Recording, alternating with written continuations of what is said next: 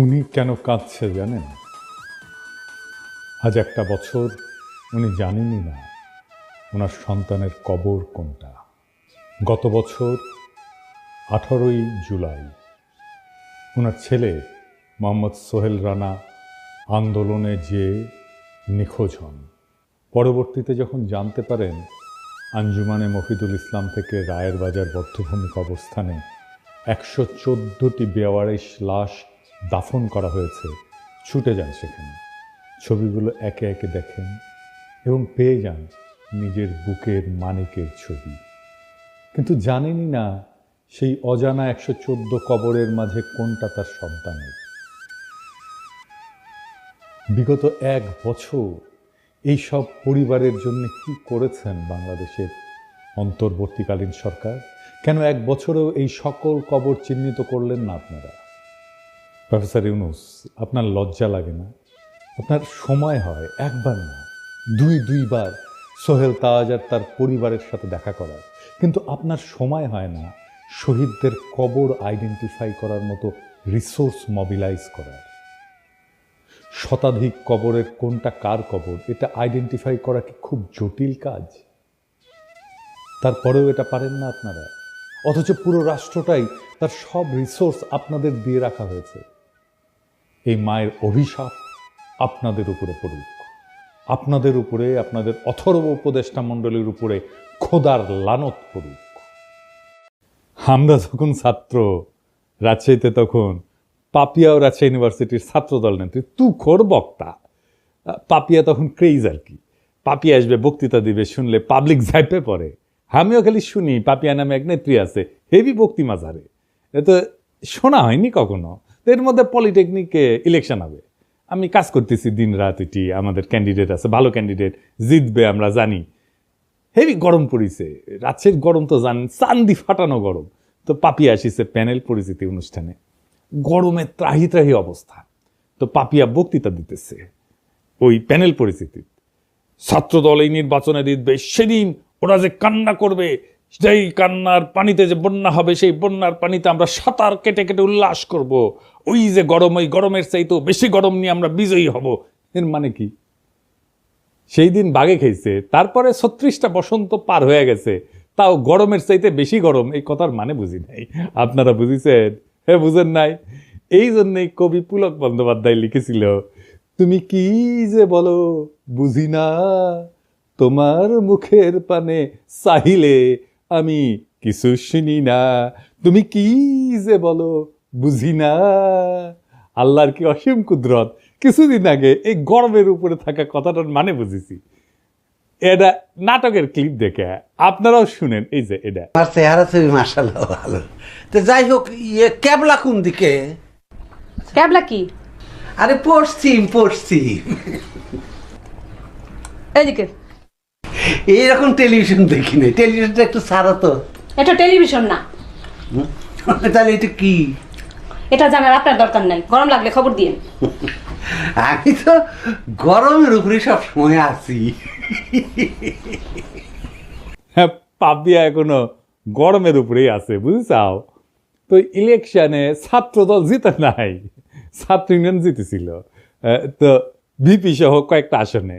এখন কইতে পারেন এই হারমোনিয়াম পার্টি ছাত্র ইউনিয়নে আবার জিতেছিল ভিপি ইলেকশনে। ওই সময় মানে 90-এর ছাত্র ইউনিয়ন আলাদা ছিল। ওই সময় রাজশাহী কলেজে ছাত্র ইউনিয়নের ভিপি, পলিটেকনিকে ছাত্র ইউনিয়নের ভিপি, বিআইটিতে ছাত্র ইউনিয়নের জিএস, আর রাজশাহী মেডিকেল কলেজে ছাত্র ইউনিয়নের জিএস তো আমি ছিলাম। তো যাই হোক, পাপিয়া আবার বিএনপি হারানোর কোশিশ করিচ্ছে। দেখেন প্রবাসীদের ভোট নিয়ে কি বলে।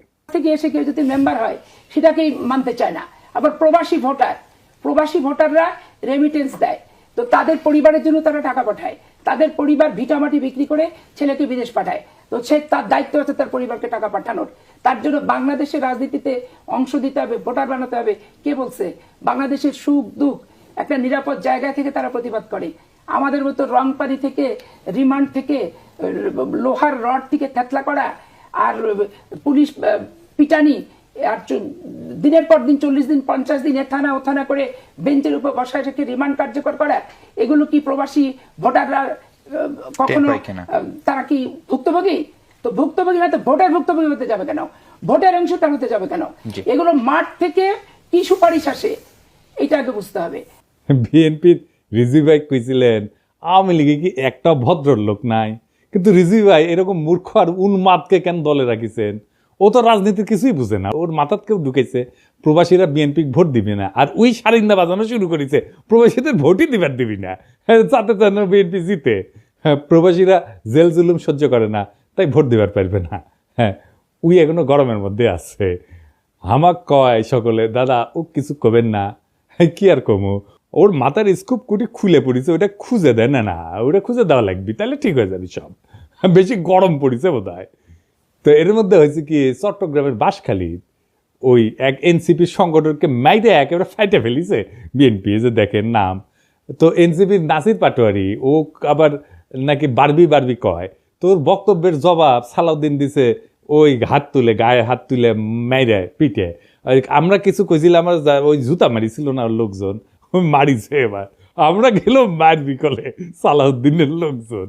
শিবরাত্রির বডিগার্ডকে তো নিয়মিত তোষণ কইরা ওই ফজো পাগলা আর ওই যে ইন্ডিয়ান চ্যানেলে যে দেশবিরোধী বক্তব্য দেয় রুমিন পাড়ানা এবং প্রবাসীদের অপমান করে পাপিয়া, এই সমস্ত ঘটনায় আমরা এখন যদি ধরে পাপিয়াক বাম্বু দিই ক্যাঙ্কা হবে? এক নাসির পাটোয়ারি একটা রাজনৈতিক বক্তব্য দিছে, শুরু হয়ে গেল প্রকাশ্যে হামলা। চরমনাইকে সালাউদ্দিন সাহেব বলছে চরের দল, আর কয়েকটি দল সরোয়ার্দী উদ্যানে জনসভা করেছে, বলছে সংসদের নিম্ন কক্ষে অনুপাত চাই, উচ্চ কক্ষে অনুপাত চাই, অনুপাত ছাড়া নাকি বাংলাদেশে নির্বাচন হবে না। যারা এই কথা বলছে তারা একটা চরের দল, তারা কখনো একটি আসনও পায় নাই, একটা মেম্বার চেয়ারম্যানও হইতে পারে নাই। শেষ পর্যন্ত একটা সিটি কর্পোরেশনের নির্বাচনে আওয়ামী লীগের অধীনে নির্বাচনে গেছে, সেই নির্বাচন আমরা বর্জন করেছিলাম, সেখানে একটা দন্ত মোবারক শহীদ হয়ে গিয়েছে। যুদ্ধ ছাত্রদের মুতে ভাসিয়ে দিতে চাইছিল। এগুলো কি? এই কথা বললে একেবারে স্যাট করে উঠলে হবে। 16 বছর চৌদনের উপরে থেকে সালাউদ্দিনের মতো নেতারা ছাড়া হয়ে গেছিল।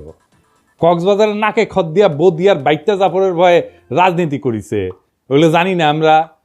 আর আজ জুলাইয়ের এক তরুণের রাজনৈতিক বক্তব্যের জবাব দিচ্ছে গায়ে হাত তুলিয়া, গাড়ি বাওয়ারে হামলা কইরা, পথসভার মঞ্চ ভেঙে দিয়া। এই বিএনপি বড় বড় নেতারা খুব হুঙ্কার দেয়, কিন্তু শহীদ সালাউদ্দিন কাদের চৌধুরী ফাঁসির পরে সারা দেশে একদিন হরতাল দিতে পারে নাই। চট্টগ্রামে আধা বেলা হরতাল ডেকে দায়িত্ব সারিছিল, এখন এদের র্যাডম বেরিয়েছে, আর্কিউলিস হয়ে গেছে। এইসবের পরিণতিকালে খুবই খারাপ হবি। রাজনৈতিক প্রতিপক্ষকে ডিল করা শিখেন, যাদের দয়া পলিটিক্যালে সাহস ফিরে পেয়েছে তাদের কটু কথার সমালোচনা সহ্য করা শিখেন। জুলাই একটা বড় দল, আওয়ামী লীগ আপনাদের চাইতে বড় দল ছিল, ওর দিছে বাচ্চারা, দিল্লি পাঠে দিছে। এমন আর একটা পরিস্থিতি তৈরি করেন না, আপনাদের কলে যাওয়ার জায়গা নাই। বড় দলের অভিভাবক সুলভ আচরণ হবে, দয়া এবং ভালোবাসা দিয়া। আপনারা নিজেদেরকে রাজনৈতিক প্রতিপক্ষ ভাবেন, মাথায় যদি নিজেদের বয়স্ক মুরব্বী আর তাদের বাচ্চা ভাবেন, তাহলে ভাই আপনারা রাজনীতি করতে পারবেন না।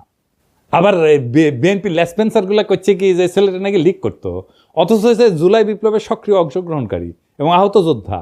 গত জুলাই সে মাথা এবং পায়ে ছলরা গুলি খাইছিল এবং আহত হওয়ার পরে এই ব্যাপারটা সরকার কিন্তু যাচাই করছে, লাইভ এসে জুলাই যোদ্ধা কার্ড দেখাইছে, যে দেখেন। ইতিমধ্যে একটা খবর আমরা পেলাম যে বাঁশখালী, চট্টগ্রামের বাঁশখালীতে আমাদের একজন সংগঠক এবং আমাদের নেতা একই সাথে গত জুলাই সে আহত, গুলিবিদ্ধ, তার পায়ে এবং মাথায় ছড়া গুলি যেটা, সেটা সেই মানে আহত সে, এবং সে এনলিস্টেড আহত, যেটা মানে সরকার কর্তৃক যেটা জুলাই যোদ্ধা কার্ড দেওয়া হয় আর কি আহতদের জন্য। এরপরেও যদি তাকে মারা জায়েজ করার জন্য লিগার বানাইতে চান, তাহলে আর কিছু বলার নাই। হ্যাঁ, আওয়ামী লীগের সাথে যে আচরণ করেছিলাম আমরা, আপনাদের সাথে সেটা শুরু করব, এবং এটা করলে আপনাদের চটি বাটি গোল হয়ে যাবে, কয়ে দিলাম আগে থেকেই। আবার দেখেন বিএনপির এক যুব নেতা স্লোগান দিচ্ছে, তুমি কে আমি কে বাঙালি বাঙালি। শুনুন। তুমি কে আমি কে, সে কে সে কে, তুমি কে আমি কে, সে কে সে কে। বিএনপির আদর্শ হইতেছে বাংলাদেশি জাতীয়তাবাদ। বাঙালি জাতীয়তাবাদকে পরাজিত করে বাংলাদেশি জাতীয়তাবাদের প্রবক্তা ছিলেন শহীদ জিয়া, এবং এটা শহীদ জিয়ার অরিজিনাল আইডিয়া, কেউ কয়া দেয়নি। শহীদ জিয়ার রাজনীতিকে এরা কব্বর দিয়ে দিল, এরা বিএনপিকে আওয়ামী লীগ বানায় ফেলতেছে। সাব্বাস বাঘের বাচ্চা, ওই ভাবিচ্ছে যে এই কইরা লীগের ভোটগুলো টানবি, কিন্তু ওর যে নিজের ভোটগুলো জয় বাংলা হয়ে যাবে সেই খবর আর নাই। তো এই নয়ন সম্পর্কে শোনা যায় নাকি প্রচুর চাঁদাবাজি করেছে, জানি না। নয়ন, তুমি কিছু মাইন্ড করো না, শুনিচ্ছি আর কি, সত্য মিথ্যা জানি না। তবে নয়নের কাছেও এই অনুসন্ধানী সাংবাদিক ওই চান্দা চাইছিল, এটা নয়ন নিজেই কইছে, শুনেন। উনি তো সেনাবাহিনীর মানে বহিষ্কৃত কর্মকর্তা, উনি সেনাবাহিনীতে চুরি করেছে, উনি মাদক এডিক্টেড, যে কারণে ওনার চাকরি চলে গিয়েছে। উনি তো আমার কাছে চাঁদা চাইছে, আমার কাছে লোক পাঠাইছে চাঁদার জন্য। ভাই নয়ন, তুমি অনেক গুরু মানো, তুমি অনেক গুরু মানো। তোমার কয় চান্দা, তোমার কাছে যদি চান্দা চায় তাহলে কি অবস্থা চিন্তা করো। যাই হোক, গতকাল জামাত মহাসমাবেশ করেছে, তো এই সমাবেশের তাৎপর্য কি? মেলাজন মেলা হিসাবপত্র দিচ্ছে। আমি হিসাব নিয়ে পরে আসিছি, পরে একটা এপিসোড করবো নি যদি টাইম পাই। আসেন এমনি সমাবেশের তাৎপর্যটা বুঝে দেখি। তো ওই গতকালকে ওই যে বাঙালি জাতীয়তাবাদ এবং জয় বাংলার লোকেরা, এদের কিন্তু গভীর বেদনার দিন ছিল। তারা মুখে কিছু কয় নাই, কিন্তু আমি জানি তাদের হৃদয়ের ভিতরটা থমথম করেছিল। এবং অনেকের জন্যেই, যারা 1971-কে মুক্তিযুদ্ধকে এখনো অন করে, তাদের জন্য একটু অস্বস্তিকর দিনটা। কেন জানেন? যে ঢাকা রেসকোর্স, ওইখানে জামাতে ইসলামী সভা করছে, যেখানে 7ই মার্চে শেখ মুজিব সোহরাওয়ার্দীর বডিগার্ড ভাষণ দিছিল, ওইটা কিন্তু তাহলে একটা নিছক সমাবেশ থাকে না, এইটা একটা রূপক অর্থে পুনর্দখল হয়ে যায়, নীরব পুনর্দখল, সাইলেন্ট রিক্লেমেশন হয়ে যায় জামাতের পক্ষ থেকে। তো সেই 7ই মার্চে যে শেখ মুজিব ওইখানে ভাষণ দিছিল, ওই দিন শেখ মুজিব কেবল একজন নেতা ছিল না, সে ছিল একটা জনরায়ের প্রতীক। বাঙালি মুসলমান নিজেদের প্রয়োজনে ভোট দিয়া তারে মুজিব বানাইছিল, নেতা বানাইছিল। এভাবেই কিন্তু নেতা বানায়, নেতা তৈরি হয় না, নেতা বানায়, জনগণ বানায়। যদি মৌলানা ভাসানী 70-এর নির্বাচনে অংশ নিতেন তাহলে ইতিহাস হয়তো অন্যরকম হইতো, মুজিবের জায়গায় রেসকোর্সে দাঁড়াইতেন ভাসানী। তার মানে রেসকোর্স ময়দানের প্রতিটি জমায়েত, প্রত্যেকটা উচ্চারিত শব্দ 71 সালের এক নীরব হিসাব, 71 সালের একটা হিসাব নিকাশকে কিন্তু ছুঁয়ে যায়। এই জায়গাটা কেবল জয় বাংলার না, বরং বাংলাদেশি আত্মপরিচয়েরও প্রতীক। কিন্তু 1976 সালে 7ই মার্চে ওইখানে জামায়াতের সমর্থকরা পাকিস্তান জিন্দাবাদ স্লোগান দিয়েছিল, কনফেডারেশনের দাবি তুলেছিল। তখনও কিন্তু জামাত আনুষ্ঠানিকভাবে দল হিসেবে আত্মপ্রকাশ করেনি বাংলাদেশে। এই ঘটনার ভিতরে নিহিত আছে বাংলাদেশপন্থী নাগরিকের জন্য কিছুটা হলো বেদনার, এমনকি অপরাধ বোধের কারণ কিন্তু আছে। কিন্তু কাকে দোষ দিবেন? এই আত্মধ্বংসী বাস্তবতার জন্য দায়ী শেখ মুজিব নিজে এবং তার কন্যা শেখ হাসিনা। কারণ তারা জনগণের ভোটের পরিবর্তে ভরসা করছে ইন্ডিয়ার উপরে, এবং কলকাতার চিন্তকদের ইন্টেলিজেন্সিয়ার মাধ্যমে বাঙালি জাতীয়তাবাদকে আমদানি করে আমাদের উপরে চেপে দিছে কলোনিয়াল তালুকদারির উত্তরাধিকার হিসাবে, যার ফলাফল বাংলাদেশের মুসলমানরা তাদের প্রত্যাখ্যান করছে। সত্যি কথা বলতে, যদি আওয়ামী লীগ 1975-এর পর গণতান্ত্রিক ধারায় ফিরে আসতো, আর কলকাতার ইন্টেলিজেন্সিয়ার পরামর্শে বাঙালি জাতীয়তাবাদ চাপাই নাই দিয়া বাংলাদেশি চেতনাকে বিশ্বাস করত, যদি তারা জিয়ার তুলনায় আরো গণতান্ত্রিক হওয়ার দিশা বেছে নিত, তাহলে আজ তাদের এমনভাবে উৎখাত হইতো না। তাই আজ যারা বাঙালি জাতীয়তাবাদের পতাকার নিচে বুক চাপড়ায় কাটতেছেন, তাদের অনেকেই শেখ হাসিনার ওই ভারত ঘেঁষা রাজনীতির বিরুদ্ধে আপত্তি করেন না, কিন্তু বরং নিজেদের ভিতরের ইসলাম বিদ্বেষ থেকে জামাতকে গালি দিছেন, জিন্নাকে গালি দিছেন, বাঙালি জাতীয়তাবাদকে ধর্ম বিদ্বেষের হাতিয়ার বানাইছিলেন। শুধু তাই না, হাসিনার নির্মম নির্যাতন, নিপীড়ন, গুম, খুন, হত্যাকাণ্ডে তারা নীরব সমর্থন দিচ্ছেন। বিদেশে লুটপাট করার টাকা ভাগাভাগিতেও তারা মুখ ফেরায় থাকেননি।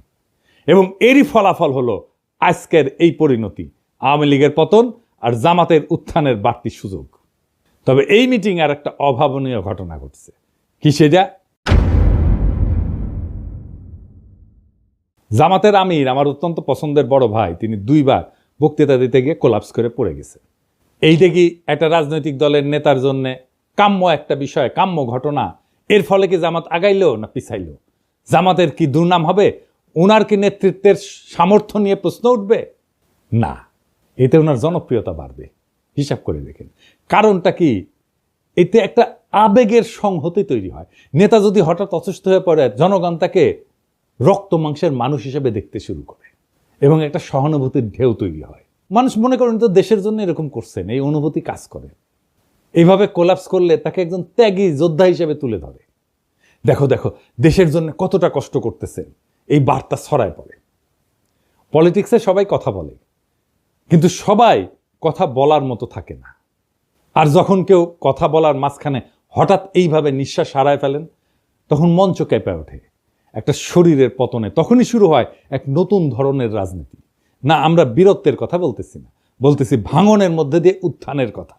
যখন নেতা কোলাপস করেন, তখন তিনি কেবল মাটিতে পড়েন না, তিনি পড়ে যান মানুষের হৃদয়ের গভীরে। শফিক ভাই এইভাবেই হৃদয়ের গভীরে পড়ছেন। যেটা ঘটছে আমরা দেখছি, একটা জনসভা, লক্ষ লক্ষ মানুষের ভিড়, নেতা কথা বলতেছেন, সরাসরি আগুন জ্বরা ভাষণ, হঠাৎ থেমে গেলেন, নিঃশ্বাসের শব্দ বেড়ে যায়, এক পা দুই পা করে, তারপরে ধপাস করে পড়ে গেলেন মঞ্চেই। অনেকে চিৎকার করে উঠছেন, কিন্তু তিনি কি সত্যি পড়ে গেছেন, নাকি ঠিক তখনই তিনি মানুষের হৃদয়ে উত্থান করেন? আমি কয়েকটা আন্তর্জাতিক ঘটনার কথা বলি। রবার্ট এফ কেনেডি ভাষণ শেষে গুলিবিদ্ধ হয়ে মঞ্চে পড়ে যান। কোনো রাজনৈতিক প্রতীক কখনো এত রক্তে জন্ম নেয়নি। তার জন্য পোস্টার ছাপা হয়, এতেই উনার জনপ্রিয়তা আকাশচুম্বী হয়ে যায়। রাজনীতি মানে কিন্তু পারফেকশন না। মানুষ চায় একজন তার মতো একজন মানুষ, তার মতো একজন ভাঙা নেতা, যে তার মতো কষ্ট পায়, যে তার মতো কাঁদে, যে তার মতোই ভালনারেবল। এটাই হিরোইক সাফারিং এফেক্ট। নেতা যদি ভোগে, জনগণ তাকে ভালোবাসে। ফরাসি চিন্তাবিদ জালুক ন্যান্সি উনি বলছিলেন, যে শরীর কষ্ট করে সেই সত্য বয়ে আনে। আর জর্জিও আগাম্বেন উনি বলছিলেন, the moment the sovereign body collapses, the political soul rises. তাহলে প্রশ্ন দাঁড়ায়, নেতা যখন পড়ে যায় তখন কি উঠে আসে? উঠে আসে ক্ষমতার নতুন ভাষা। ভাঙন থেকে উঠে আসে এক নতুন প্রতীক, যেখানে নেতা আর কেবল মানুষ না, তিনি হয়ে ওঠেন সিনেমার মতো সাহসের স্থাপত্য, বীরত্বের প্রতীক, আস্থার জায়গা, ভরসার জায়গা, এবং মানুষ কানেক্ট করতে পারে তার সাথে। নেতৃত্ব সবসময় ভাষণের মধ্যে থাকে না, এইভাবে পতনের মধ্যেও থাকে। তাই এটা সিম্বলিক ব্রেকডাউন। ফরাসি দার্শনিক রোলা বার্ট বলছিলেন যে মৃত্যুর কাছাকাছি যাওয়ার প্রত্যেকটা মুহূর্তই একটা রাজনৈতিক পুনর্জন্মের আভাস দেয়। নেতা যখন কোলাপস করে, তখন মানুষ বোঝে এই লোক নিজের চেয়েও বড় কিছুতে বিশ্বাস করে। আর এখানেই আসে এক গভীর থিওরি, যেটা আগে বলছি, হিরোইক সাফারিং এফেক্ট। নেতা যখন কষ্টে পড়ে, তার প্রতি সহানুভূতি বাড়ে, আর সহানুভূতির সাথে আসে বিশ্বাস। বিশ্বাস থেকে তৈরি হয় কারিশমা।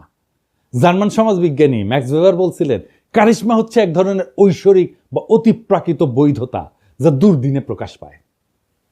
নেতার শরীর যখন হার মানে, মন তখন কথা বলে, আর মনই তখন জনগণের সাথে একাত্ম হয়ে যায়।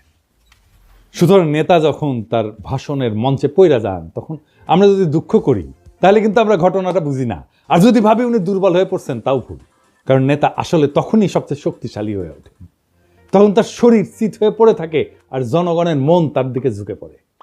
রাজনীতি কেবল শব্দের খেলা না, এটা কখনো কখনো শরীর ভাঙার বিনিময়ে মন জয়ের কাহিনী। শফিক ভাই মানুষের মন জয় করে ফেলছে। উনি মন জয় করার মতোই মানুষ, একজন অত্যন্ত উঁচু মনের মানুষ, একজন অত্যন্ত ক্যাপাবল লিডার। শফিক ভাই দ্রুত আরোগ্য লাভ করেন, আবার রাজনীতির মঞ্চে ফিরে আসেন। আমাদের অনেক কাজ করতে হবে একসাথে, সেই কাজে শফিক ভাইকে দরকার, শফিক ভাইয়ের মতো নেতা দরকার, শফিক ভাইয়ের মতো মুরব্বী দরকার। আমরা চাই আমাদের নেতা আমাদের মতোই হোক, আমাদের মতোই রক্ত মাংসের মানুষ হোক, আমাদের মতোই দুঃখ পাক, আমাদের মতোই কষ্ট পাক, আমাদের মতোই কান্না করুক, আমাদের মতোই ভালনারেবল হোক। আমাদের রাজনীতিতে সেই রকম নেতা সবাই হয়ে ওঠেন। আমরা সেই কামনা করলাম, সেই নেতারাই আগামীর বাংলাদেশ নির্মাণ করতে পারবে। সেই দিনের অপেক্ষায় আমরা থাকলাম। আমরা সেই দিন একসাথে আবার সেই বিপ্লবকে পুনর্নির্মাণ করব, আবার সেই বিপ্লবের স্বপ্নে আমরা নতুন বাংলাদেশ গড়ে তুলব। ইনকিলাব জিন্দাবাদ।